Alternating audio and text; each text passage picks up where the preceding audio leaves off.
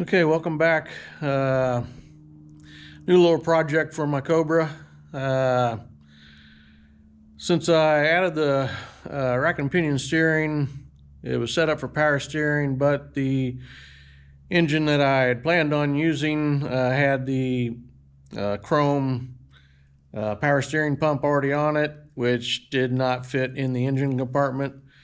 So I'm doing without the power steering for now, but I went ahead and bought a Volvo power steering, electric power steering unit, and just got that today. So I'm going to see if I can somehow get it to fit in the engine compartment and get it plumbed up for it. So it'll take a little bit to do it, but I think the steering will work much better. So the new used, I should say, power steering is looks like this. It's got the pigtail for the electrical, and got the power from the battery here, and then the hookup for the switch to actually turn it on. So we'll investigate all that. The bracket, I don't think I can use it the way it is, so I'll take the main bracket off. Trying to make it fit down in here, somewhere, because I've got more room on this side, and that should fit underneath the hood. So I was going to put it on the other side, but it's too close to the steering shaft, and if I have to do any work on the steering shaft, I don't want to have to pull this off. So I think it'll fit better here, and I'll just modify the bracket, get it set down in there a little bit, and that should be okay. So that's what I'm going to try and do.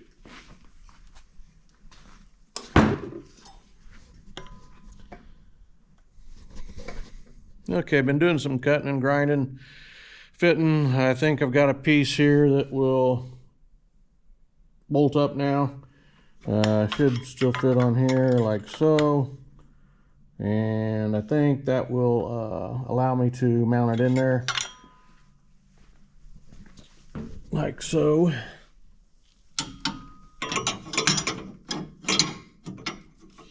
It gives it enough room to miss my bracket here.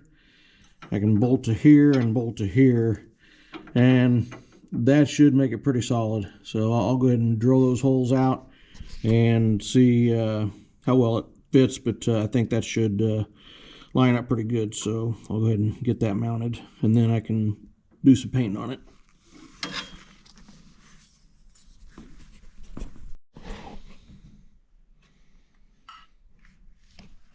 Okay, got the bracket mounted down in there, and the pump is going to fit, oops, other way, something like that. So I think that might be okay there. It's actually hitting. I didn't catch that. Okay. Well, I sure don't want it hitting on that and vibrating. Okay. Dang it.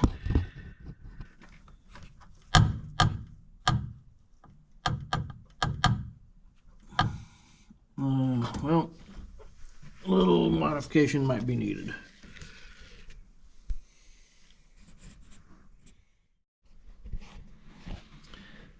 Okay, I think now I can live with that. That's got a little more gap. Basically, I just took and take this back out, and I put some washers underneath this bushing here, so they just kind of tilted it a little bit, and I think I can live with that. If it rubs when it's running, I may have to do a little more, but I think I can make that work for the time being. Get it plumbed up and wired up. Well, I got my new fitting for the inlet side, or I guess the outlet side of the pump. Looks like that. And trying to get it in here. Threads in fine, but the shoulder doesn't let me get it in all the way down to be tight to seal it. So it's just kind of one thing after another. But so I measured, and I am about a few thousandths off of getting it deep enough to seal. So what I'm going to do is grind this flange off, or at least down, to give me enough clearance to actually make that seal right. So when you custom do stuff, you are actually really custom doing it.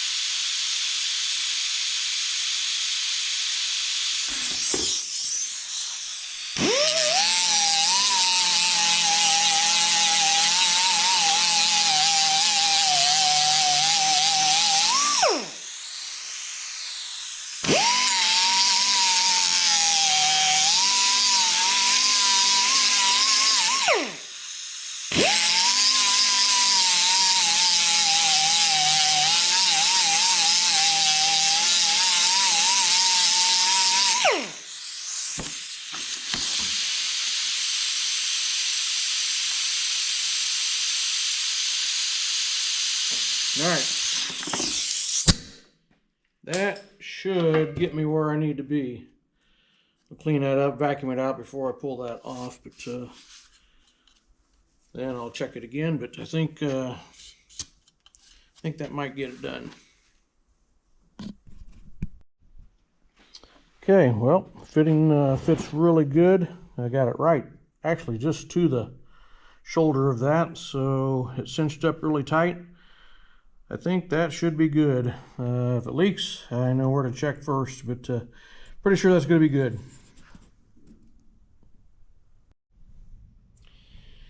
All right, got it mounted. It's good and solid. I got my wires put in. Everything fits good and tight in here. Good clearance. And just finished getting the plumbing hooked up to the power steering unit. So ready to put some oil in it. Also, while I was at it, I added overflow reservoir for the radiator. And back here, okay, back in the trunk, that's my 6-gauge wire. Added an 80 amp breaker for it, so that's the power going to the pump. It says it'll pull maybe 70 to 75 amps if it's under full draw, so need to add that. I added my switch to the console, the dash. So here's my on-off switch, so I can actually have it off while I'm trying to start the car, and then flip it on during running time. So we'll see if that works or not.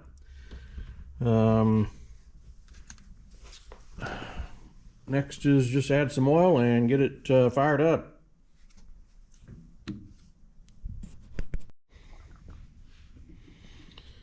Okay, so I'm using CHF 202 fluid. It was what was recommended for the Volvo power steering fluid, so that's what I put in there.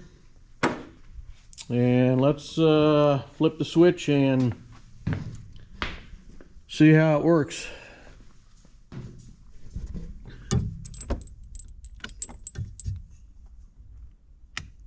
Switch is on. Yeah. There's a 2-second delay, two or 3 seconds. You can hear it.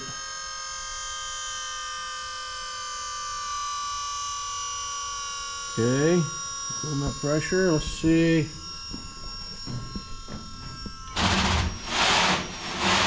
Oh yeah, that's nice and easy. It's grabbing pretty good on the tread plate, but definitely I couldn't do that without power steering, so I'll shut that off. All right, I think that's good. I don't see any leaks. Awesome. Have to get it out on the road and see how it feels. Am I filming? Yep, you're filming. Is it on now? Is it on? Yep, it's on. So I just need to hold it.